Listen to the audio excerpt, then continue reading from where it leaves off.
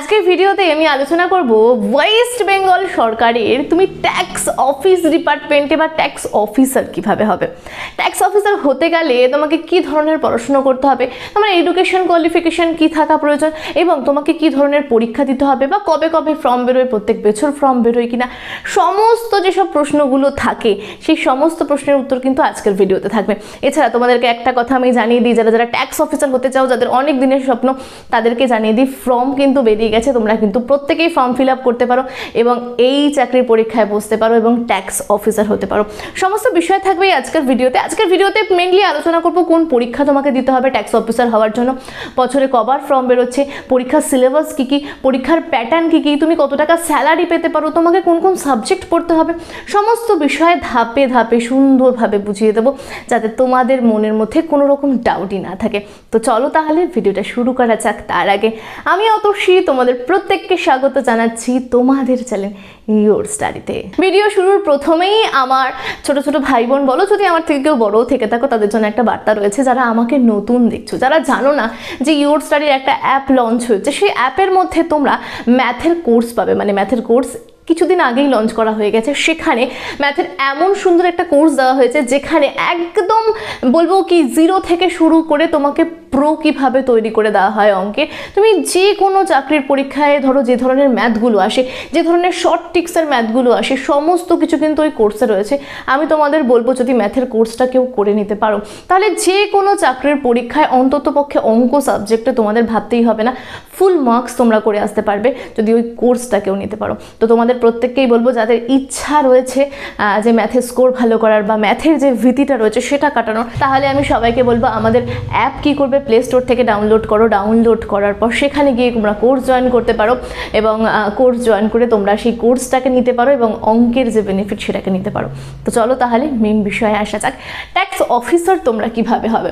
দেখো tax officer হওয়ার জন্য যে আমি তোমাদের বললাম যে আবেদন শুরু হয়ে গেছে, আমরা ওয়েবসাইটটা প্রথমে দেখে নেবো। দেখো ওয়েবসাইট হচ্ছে wbpsc.gov.in। পিএসসির তরফ থেকে কিন্তু প্রত্যেক বছর নিয়োগের বিজ্ঞপ্তি বেরোয় এবং আমাদের এই ট্যাক্স অফিসার কিন্তু এই পদের জন্য কিন্তু ভ্যাকান্সি থাকে, এবছরেও রয়েছে। আচ্ছা, এরপরে দেখে দেবো কবে থেকে ফর্ম ফিল আপ শুরু হয়েছে। ফর্ম ফিল আপ শুরু হয়েছে 3 তারিখ থেকে, 3রা মার্চ 2022 থেকে ফর্ম ফিল আপ শুরু হয়েছে এবং ফর্ম ফিল আপের লাস্ট ডেট হচ্ছে 24/3/2022। আশা করি এতটুকু বিষয় বুঝতে পারলে। এবার যদি ফর্ম ফিল আপে কোনো রকম ভুল করে থাকো তাহলে কিন্তু তোমাকে সুযোগ দিচ্ছে পিএসসি বোর্ড 1 তারিখ থেকে 7 তারিখ, এপ্রিল মাসে 1 তারিখ থেকে 7 তারিখের মধ্যে তুমি তোমার ভুলটা সংশোধন করার সুযোগ পাবে। আচ্ছা, এরপরে চলে আসি এই যে ট্যাক্স অফিসার, ওয়েস্ট বেঙ্গলের যে ডিপার্টমেন্টটা রয়েছে ট্যাক্স অফিস, এই ডিপার্টমেন্টটা হচ্ছে গ্রুপ সি এর কিন্তু অফিসার লেভেলের একটা পোস্ট। তোমরা কিন্তু গ্রুপ সি এর আন্ডারে পড়বে। তবে তোমরা অনেকেই হয়তো ভাববে গ্রুপ সি এর পোস্ট মানে অফিসার র্যাঙ্ক নয়, তবে বলে দিই এটা কিন্তু একটা অফিসার র্যাঙ্কেরই পোস্ট। এবার তোমাদের বলি যে তোমাদের এই পরীক্ষাটা নেবে হচ্ছে WBPSC, মানে হচ্ছে West Bengal public service commission. প্রত্যেক বছর WBCS মানে হচ্ছে ওয়েস্ট বেঙ্গল সিভিল সার্ভিস এক্সামিনেশনের মাধ্যমে কিন্তু নিয়োগ হয়ে থাকে। আচ্ছা, এবারে দেখি যে এই পরীক্ষায় বসার জন্য তোমার বয়স কত লাগবে। দেখো তোমার এজ হচ্ছে 21 বছর বয়স থেকে যদি 36 বছর বয়সের মধ্যে তোমার বয়স হয়ে থাকে, এটা কিন্তু সম্পূর্ণটাই জেনারেল কাস্টের স্টুডেন্টদের জন্য। তোমার যদি 21 থেকে 36 বছর বয়সের মধ্যে বয়স হয়ে থাকে তাহলে তুমি পরীক্ষায় বসতে পারছো। এরপরে বলি তুমি যদি ওবিসির ক্যান্ডিডেট হয়ে থাকো তাহলে তুমি 3 বছরের ছাড় পাচ্ছ, মানে তোমাকে 36-এর সাথে আরও 3 যোগ করতে হবে। আর তুমি যদি এসটি আর এসসি ক্যান্ডিডেট হয়ে থাকো তুমি কিন্তু 5 বছরের ছাড় পাচ্ছ, মানে 36-এর সাথে তুমি 5 যোগ করে নেবে, ব্যাস হয়ে গেল। এরপরে চলে আসবো এডুকেশন কোয়ালিফিকেশান। তোমার কী ধরনের যোগ্যতা থাকলে তুমি এই ট্যাক্স অফিসার হতে পারবে। দেখো তোমাকে কিন্তু গ্র্যাজুয়েশন কমপ্লিট করতে হবে। এবার তোমাদের প্রশ্ন থাকবে কোন স্ট্রিমে, আমি বলবো যে কোনো স্ট্রিম হও, সায়েন্স হও, আর্টস হও, কমার্স হও, তুমি যে কোনো স্ট্রিমের স্টুডেন্ট হয়ে থাকো এবং তুমি যদি গ্র্যাজুয়েশন কমপ্লিট করে থাকো তাহলেই তুমি পরীক্ষার ফর্ম ফিল আপ করতে পারছো। এরপরে প্রশ্ন আসবে যে দিদি আমি অনার্সে করছি তাহলে কি বসতে পারবো, আমি পাসে করছি আমি কি বসতে পারবো। পাস অনার্স প্রত্যেকেই বসতে পারছো। কেউ যদি ওপেন থেকে করে থাকো, কেউ যদি ডিস্টেন্স থেকে করে থাকো তাহলেও তারা পরীক্ষায় বসতে পারছো, কিন্তু তোমার গ্র্যাজুয়েশন কমপ্লিট হতে হবে। এরপরে অনেকেই বলবে দিদি আমার পার্সেন্টেজ তো এত নেই, আমি কি পরীক্ষায় বসতে পারবো। কোনো পার্সেন্টেজও দেওয়া নেই, তুমি যদি শুধুমাত্র গ্র্যাজুয়েশন কমপ্লিট করে থাকো তাহলেই তুমি নির্দ্বিধায় পরীক্ষায় বসার সুযোগ পাচ্ছ। আশা করি এতটা বিষয় তোমাদের কাছে ক্লিয়ার হয়ে গেল। এরপরে বলি এরকম আমি না নিচে ডেসক্রিপশনে লিঙ্ক দিয়ে দেবো যে অফিসিয়াল যে বিজ্ঞপ্তিটা বেরিয়েছে, তোমরা সেখানে গিয়ে দেখে নেবে। অনেক কোর্স রয়েছে, অনেক কোর্স, যারা এই কোর্সগুলো করেছো সেই কোর্সগুলো করলেও কিন্তু তোমরা এই পরীক্ষায় বসতে পারবে। তো আমি ডেসক্রিপশনে লিঙ্ক দিয়ে দেবো, চেক করে নিতে পারো। যারা কোর্স করেছো, যাতে গ্র্যাজুয়েশন করা নেই, তারা ভাববে আমরা বসতে পারবো না, তো তারাও বসতে পারবে, তো দেখে নিও। আচ্ছা, এরপরে চলে আসবো এক্সাম প্যাটার্ন। পরীক্ষার প্যাটার্ন কীরকম? দেখো, পরীক্ষার প্যাটার্ন হচ্ছে 3 ধরনের। কী প্যাটার্ন? একটা হচ্ছে প্রিলিমিনারি, একটা হচ্ছে মেন্স, একটা হচ্ছে ইন্টারভিউ।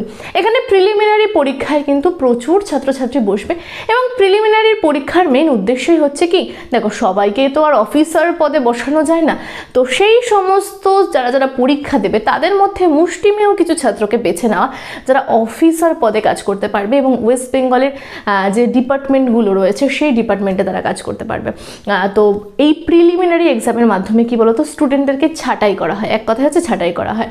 প্রথমে প্রিলিমিনারি এক্সাম হয়, সেখানে তোমাদের টোটাল 200তে পরীক্ষা হবে, এবং 200তে পরীক্ষায় তোমাদের 200টা প্রশ্ন আসবে, এবং তোমাকে সময় দেওয়া হবে 2 ঘন্টা 30 মিনিট। এবং তুমি কিন্তু প্রত্যেকটাই এমসিকিউ মোডে পরীক্ষা দেবে, এবং নেগেটিভ মার্কিং রয়েছে। তুমি যদি কিছু ভুল করো, তুমি কিন্তু সেখানে নাম্বার তোমার মাইনাস হয়ে যাবে। আচ্ছা, এবার বলে দিই যে সাবজেক্ট কী রয়েছে। দেখো, তোমার সাবজেক্ট প্রায় 8টার মতো রয়েছে। প্রত্যেকটা সাবজেক্টে 25 নাম্বার করে আসছে। ইংলিশ রয়েছে, ইংলিশ থেকে 25 আসছে। এছাড়া তোমার জেনারেল স্টাডিজ বা জেনারেল সায়েন্স, যেটাকে আমরা বলি, স্টাডিজ না, জেনারেল সায়েন্স থেকে তোমার 25 নাম্বার আসছে। তারপরে current event and national and international importance, এখান থেকেও 25 নাম্বারের প্রশ্ন আসবে। হিস্ট্রি রয়েছে, ইন্ডিয়ান হিস্ট্রি থেকে আসছে হচ্ছে আমাদের 25 নাম্বার। জিওগ্রাফি আছে, ইন্ডিয়ান জিওগ্রাফি এবং ওয়েস্ট বেঙ্গল জিওগ্রাফি, এখান থেকেও প্রশ্ন আসে, 25 নম্বরের প্রশ্ন আসবে। এছাড়া তোমার পলিটি অ্যান্ড ইকোনমিক্স রয়েছে, এখান থেকেও 25 নম্বরের প্রশ্ন আসবে। তারপরে রয়েছে ইন্ডিয়ান ন্যাশনাল মুভমেন্ট, এখান থেকে 25 নম্বরের প্রশ্ন আসছে। এবং 8 নম্বর যে সাবজেক্ট রয়েছে সেটা হচ্ছে জেনারেল মেন্টাল অ্যাবিলিটি, এর মধ্যে কিন্তু অঙ্কও রয়েছে, ম্যাথও রয়েছে, তো এখান থেকেও প্রশ্ন আসছে 25, মানে 8টা থেকে 25 করে প্রশ্ন এসে তোমার প্রায় 200 হচ্ছে। এই 200তেই কিন্তু তোমার টোটাল পরীক্ষা হবে।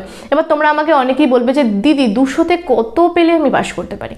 তো তোমাদের বলি, বিগত বছরগুলো দেখে যেটা বোঝা যাচ্ছে, তুমি যদি 150 পেয়ে যাও, বা ধরো 130 থেকে 150-র মধ্যে তোমার যদি স্কোর থাকে, তাহলে কিন্তু তোমার প্রিলিমিনারি ক্র্যাক করার সম্ভাবনা অনেকটাই বেড়ে যাবে। এরপরে চলে আসবো আমরা মেন্সের দিকে। যারা প্রিলিতে পাস করবে তারা কিন্তু মেন্স পরীক্ষায় যাবে। এবার বলি, মেন্স পরীক্ষা কিন্তু ডেসক্রিপটিভ, মানে খাতা পেন নিয়ে বা পেন পেপার মোড যেটাকে বলি, সেখানে লিখতে হচ্ছে। অবশ্য 2টো পেপার রয়েছে, বাদবাকি পেপারগুলো পেন পেপার মোডে নয়। সব জানাচ্ছি, চলো ডিটেলসে তোমাদেরকে জানাচ্ছি। দেখো, মেন্স এক্সাম হচ্ছে তোমার টোটাল 1200তে। এবার তোমার পেপার হচ্ছে টোটাল 6টা। এই 6টা পেপারই হচ্ছে কম্পালসারি পেপার, 6টা পেপারই তোমাকে নিতে হবে, এবং প্রত্যেকটা পেপার কিন্তু তোমার 200 করে পরীক্ষা হবে, এবং তোমাকে টাইম দেবে, প্রত্যেকটা পেপারের জন্য তোমাকে 3 ঘন্টা করে টাইম দেবে। আশা করি এই পুরো বিষয়টা তোমরা বুঝতে পারলে। বুঝতে না পারলে আরেকবার আমি রিপিটেশন করে দিচ্ছি। তোমাদের টোটাল পরীক্ষা হচ্ছে মেন্সে 6টা পেপার থাকছে, প্রত্যেকটা পেপার 200 করে। তাহলে যদি আমরা 6x2 করি তাহলে কত হচ্ছে? 12। তার মানে আমাদের 1200তে পরীক্ষা হচ্ছে। 1200তে পরীক্ষা হচ্ছে, প্রত্যেকটা পেপারের জন্য তোমাকে সময় দেওয়া হবে 3 ঘন্টা। আশা করি বুঝতে পারলে। এবার আমরা পেপারগুলো দেখবো, কি কি পেপার রয়েছে। দেখো, পেপার 1 যেটা রয়েছে সেটা হচ্ছে বেঙ্গলি। এবার তোমাদের আরেকটা কথা আমি একটু জানাতে ভুলে গেছি। তোমাদের যেখানে আমি বলেছিলাম যে কোয়ালিফিকেশন বা এডুকেশন কোয়ালিফিকেশন গ্র্যাজুয়েশন হতে হবে, গ্র্যাজুয়েশনের সাথে সাথে কিন্তু তোমাকে বাংলা পড়তে, লিখতে এবং বলতে জানতে হবে, তাহলেই কিন্তু তুমি পরীক্ষায় বসতে পারবে এবং তুমি যোগ্য হবে। আচ্ছা, এরপরে চলে আসি। দেখো, পেপার 1 যেটা রয়েছে সেটা রয়েছে হচ্ছে আমাদের বেঙ্গলি অথবা হিন্দি অথবা উর্দু, তোমাকে এতে পরীক্ষা দিতে হবে। এবার এই পরীক্ষা কিন্তু তোমার সম্পূর্ণই ডেসক্রিপটিভ হবে। সেখানে তোমাকে রাইটিং লিখতে দেবে, সেখানে তোমাকে বঙ্গানুবাদ করতে দেবে, যেটাকে আমাকে ট্রান্সলেশন বলে থাকি। এই বিষয়গুলো এখানে থাকছে, এবং এই পেপারটা কিন্তু 200 নম্বরের ডেসক্রিপটিভ, বারবার বলছি। এবার থাকবে পেপার 2। পেপার 2 এ থাকছে আমাদের ইংলিশও কিন্তু আমাদের ডেসক্রিপটিভ মোডে হবে, 200তে পরীক্ষা থাকবে। এখানেও আমাদেরকে রাইটিং করতে হবে, ট্রান্সলেশন করতে হবে, এই বিষয়গুলো আমরা দেখতে পাই। এরপরে চলে আসবো আমরা পেপার 3। দেখো, পেপার 3তে রয়েছে জেনারেল স্টাডিজ 1। এখানে কিন্তু 200 নম্বরের প্রশ্ন আসবে, এবং এখানে কিন্তু ডেসক্রিপটিভ নেই, এখানে তোমাকে এমসিকিউ মোডে কিন্তু প্রশ্ন উত্তর দেবে, এবং সেটাকে তোমার সলভ করতে হবে। এরপরে পেপার 4-এ যেটা জেনারেল স্টাডিজ পেপার 2, এটাও কিন্তু তোমার এমসিকিউ বেস, এখানে কিন্তু বড় প্রশ্ন লিখতে হবে না। তারপরে দেখো, পেপার 5 রয়েছে দ্য কনস্টিটিউশন অফ ইন্ডিয়া। ইন্ডিয়ার কনস্টিটিউশন সম্বন্ধে তোমাকে প্রশ্ন করা হবে, এটাও কিন্তু তোমার এমসিকিউ মোডে রয়েছে।